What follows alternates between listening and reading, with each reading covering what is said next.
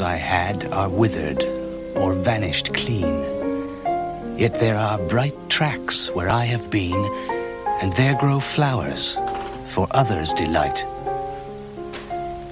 Think well, O singer, soon comes night.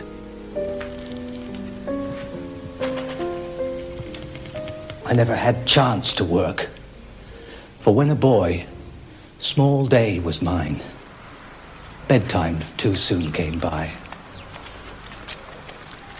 Few friends were mine who might have taught me books. Yet loved I nature with her joyous looks. Played football hard as most, and the cathedral worshipped surely with its great rise and fall. I didn't know Ivor Gurney when he was a boy in Gloucester, but I can imagine him, a bright, independent-minded 10-year-old from a poor home, already in flight from the dull prose of family life. In the first year of the century, he joined the cathedral choir school.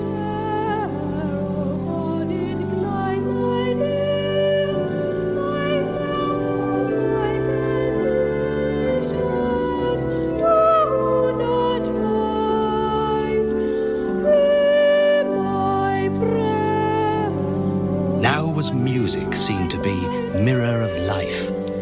Discord like brambles, beautiful in wind and strife, criss-cross, soaring across light.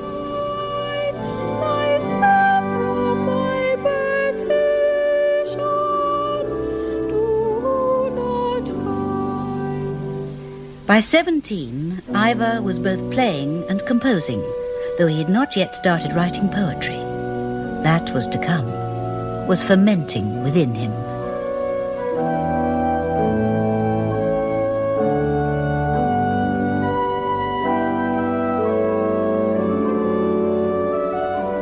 Much of the natural joy which goes with making was given to me, known to me.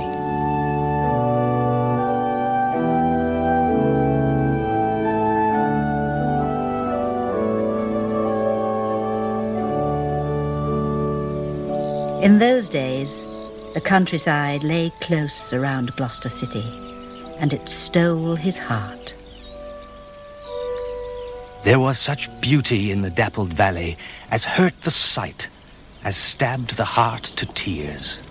The gathered loveliness of all the years hovered thereover. It seemed eternally set for men's joy.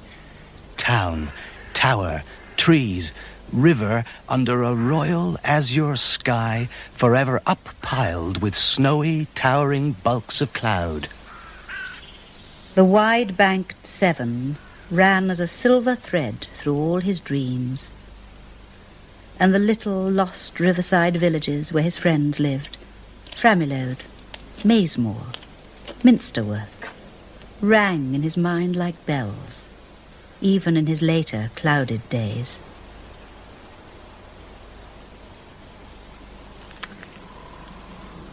But dark water has 100 fires in it. As the sky changes, it changes and ranges through sky colours and thorn colours, and more would do were not the blossom truth so quick on it, and beauty brief in action as first dew.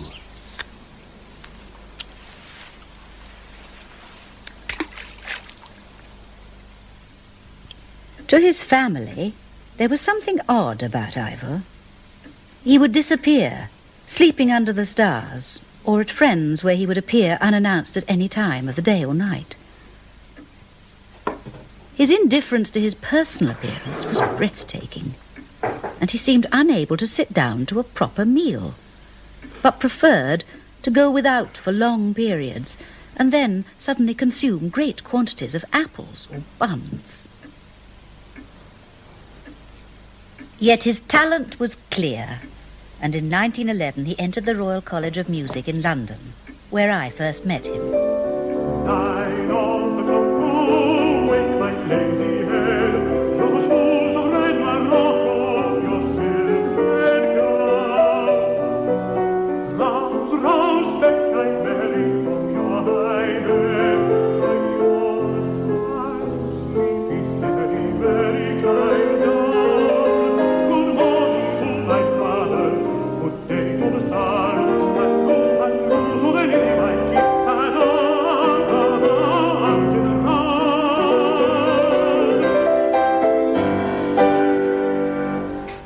struck me was the look of latent force in him, the fine head with its profusion of brown hair, not too well combed. I was 13 years older than Ivor, but he trusted me, and we became friends.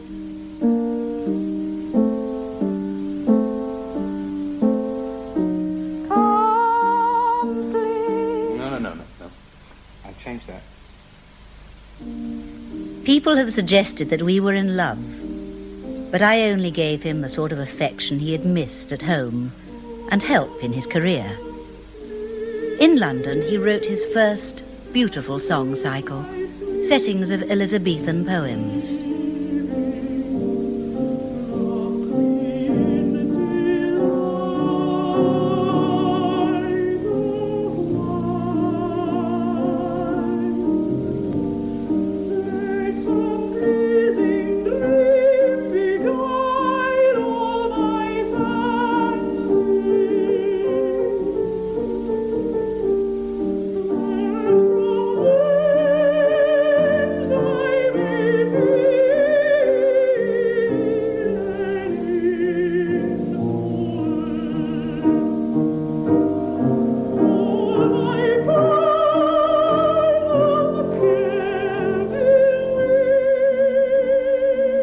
In these years, Ivor also began to write poetry. Larches are most fitting to small red hills that rise like swollen ant heaps, likeably and modest, before big things like near Malvern, or Cotswold's further early Italian blue arrangement, unassuming as the cowslips, celandines, buglewort and daisies that trinket out the green swerves like a child's game. I must play tunes like Burns, or sing like the King David, a saying out of what the hill leaves unexpressed, a tale or song that lives in it and is soul, a round red thing, green upright things of flame. Good. It is May, and the conceited cuckoo toots and hoots his name.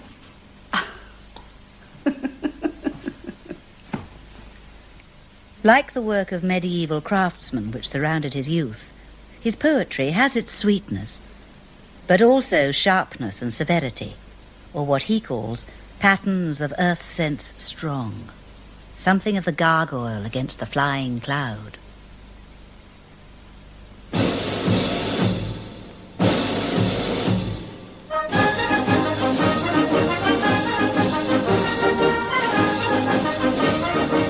In 1915, Ivor was claimed by the war, which took all our youth. He joined the Gloucestershire Regiment and went with the 2nd 5th Battalion to the Flanders battlefields. I count myself lucky to be in the band. Fancy getting an interesting job in the noble profession of arms. We made our debut at this morning's church parade. Oh, but it's hard work. The band's a soft job, usually, but not on the march. My position at present is that of a private. I am not greatly afraid of death. I'm big enough to view great things in their true proportions, more or less, though not yet the smaller ones.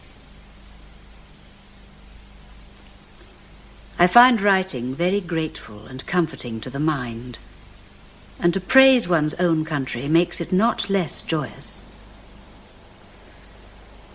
Mist lies heavy on English meadows, as ever on Ypres. But the friendliness here is greater in full field and hedge shadow, and there is less menace and no dreadfulness, as when the Veery lights went up to show the land stark. Dreadful green light, bearing the ruined trees, stakes, pools, lostness. Better hidden dreadful in dark, and not ever reminding of these other fields, where dock and clover is. Things were pretty lively here, as there had recently been an attack on a salient in the German line. No man's land was littered with the dead bodies of men who had been scythed down by machine gun fire. In this sector were such famous spots as Windy Corner. There was a water dump there, and regimental carts came every day to line up and fill full those rolling tanks with chlorinated clay mixture and curse the mud with vain, veritable vexture. Avonlea, across the valley, billets, shacks, ruins, with time and time a crump there to mark doings. On New Year's Eve, the marsh gleamed tremulous with rosy mist still holding so marvelous sun glow. The air smelt home. The time breathed home. There was nothing in Ivor's writing to suggest that he was less able than others to stand against the horrors facing them. But his letters were full of memories of Gloucestershire. God, that I might see Framelode once again. Red Marley, all renewed, clear shining after rain, and Cranham trees, and blaze of autumn hues, Portway under the moon, silvered with freezing dews. Here we go, sore of shoulder, sore of foot, by quiet streams. But these are not my rivers, and these are useless dreams. In spite of his homesickness, he was glad to be among Gloucester men again. But he mourned his slaughtered friends fiercely and bitterly. He's gone, and all our plans are useless indeed. We'll walk no more on Cotswold, where the sheep feed quietly, take no heed. His body was so quick, is not as you knew it. On Severn River, under the blue, driving our small boat through. You would not know him now, but still he died nobly, so cover him over with violets of pride, purple from Severnside. Cover him soon, and with thick-set masses of memoried flowers, hide that red, wet thing I must somehow forget.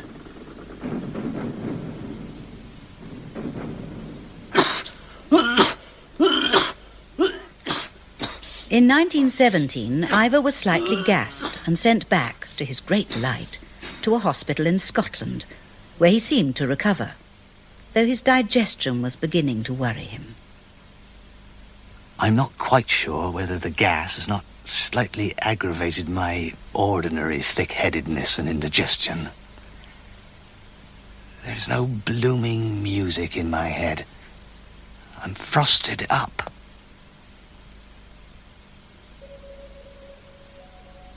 Last night, I felt the beginning of the thaw. The first hint of what joy music might bring.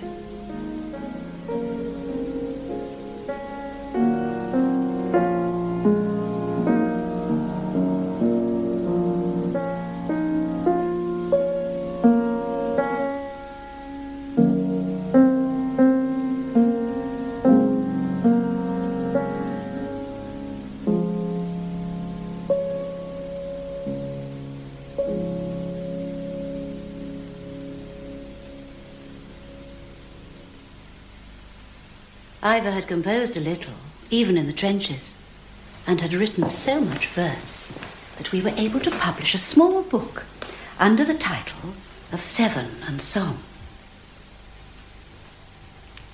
But his letters to me were often strange and shocked me. The contrast between the magnificent behavior of man and the apparent callousness of God is most striking.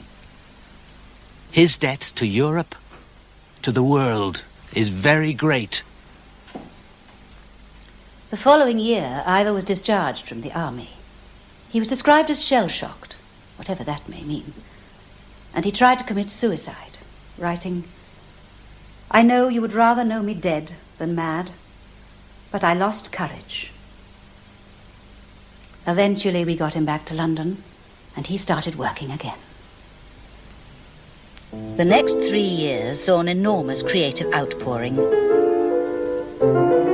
Under the greenwood tree, who loves to lie with me, and tune his merry note unto the sweet bird note. Come hither, come hither, come hither. Here shall he see no enemy, but winter and love weather.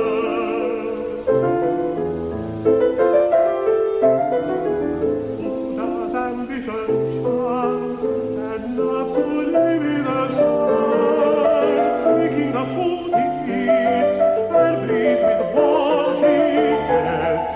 Come hither, come hither, come hither. Here shall he see no enemy, but winter and rough weather.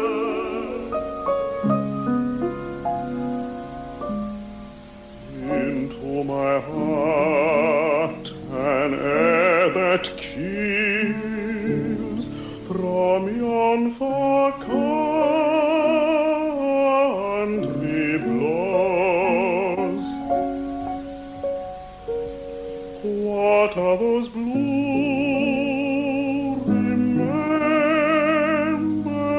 hills? What spires, what farms are those?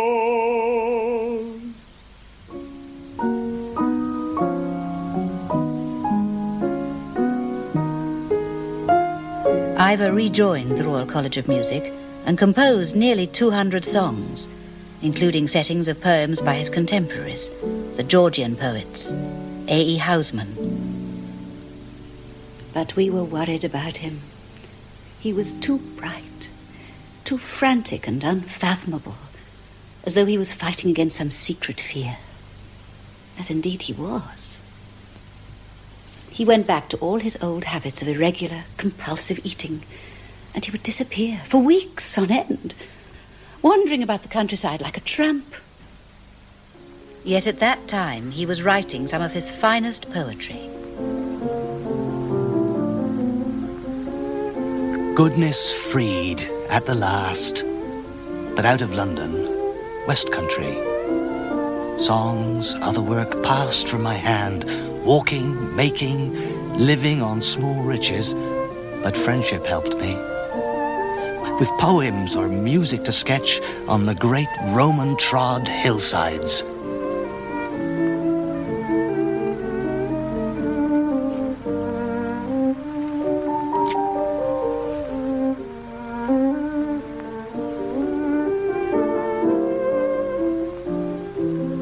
The ploughed field and the fallow field, they sang a prudent song to me. We bide all year and take our yield, or barrenness, as case may be. What time or tide may bring to pass is nothing of our reckoning. Power was before our making was, that had in brooding thought its spring. Brooding thought seemed to engulf him. He could settle to no job, no place. On one of his excursions, he found a deserted cottage, the home he had dreamed of in the trenches. An old Cotswold stone house, with one pretty good upper room, but draughty.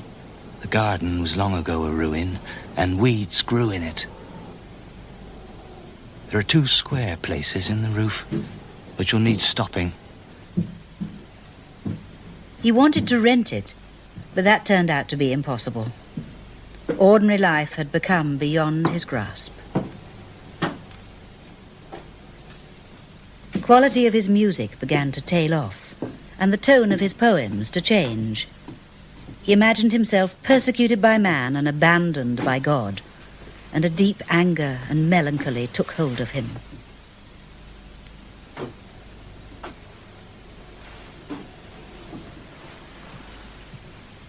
Then my misfortunes began. Influences wrought on me after evil plan. My body pained, work spoiled, and not my fault. In the months that followed, he grew increasingly unstable and unpredictable, in the agony of knowing that there was either something wrong with his mind, or with the world, or with God. In the old days, autumn would clang a gong of colour between Cranham and the bird-lip curve. Hollow brass sustained the wood's noble swerve, and the air itself stood against music as crystal strong. So it may be so still, but the body now no longer takes in distance a slow thought.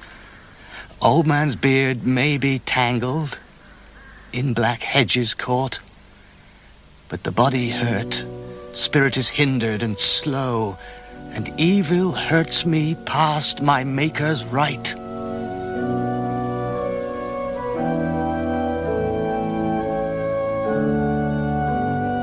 Somewhere and somehow the promise of his youth, of beauty and of faith, had been lost in the merciless muddle of existence, the turmoil of his thoughts, and alienation of the soul.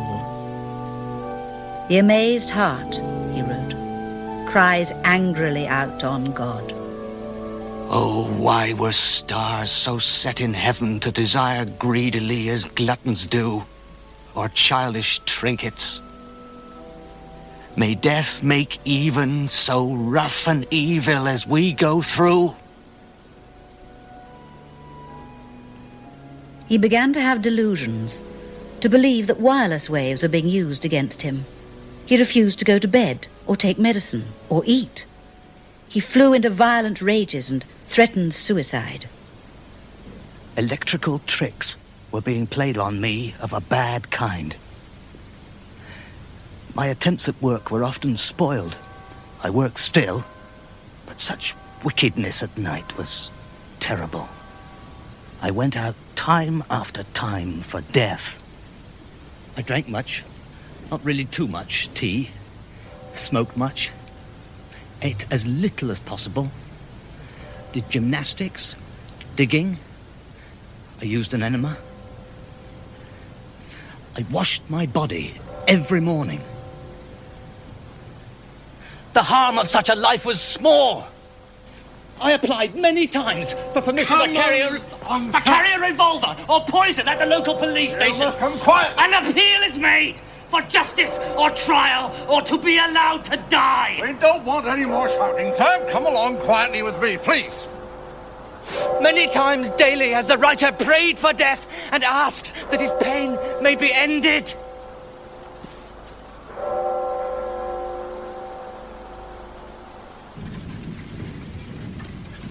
In the autumn of 1922, Ivor was sent to an asylum outside Gloucester. Miss Scott, you wish to know about Ivor Gurney? Yes, I do. He is suffering from delusional insanity. He has delusions that he is being tormented by electricity, which manifests itself mainly in thought. The words are conveyed to him. They are often threatening. They have been obscene and sexual.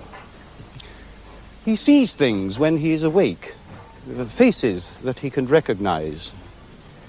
He has also had a twisting of the inside. He cannot keep his mind on his work. With regard to suicide, he has had such pains in the head that he felt he would be better dead.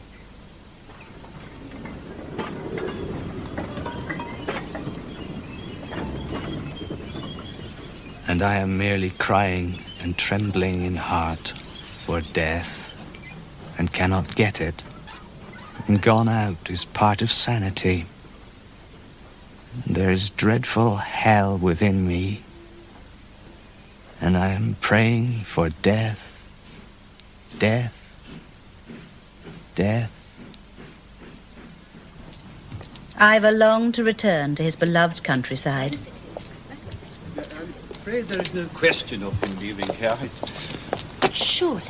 Surely it will be more humane to let him go there, even if it meant no more than 1 hour of happiness before he killed himself.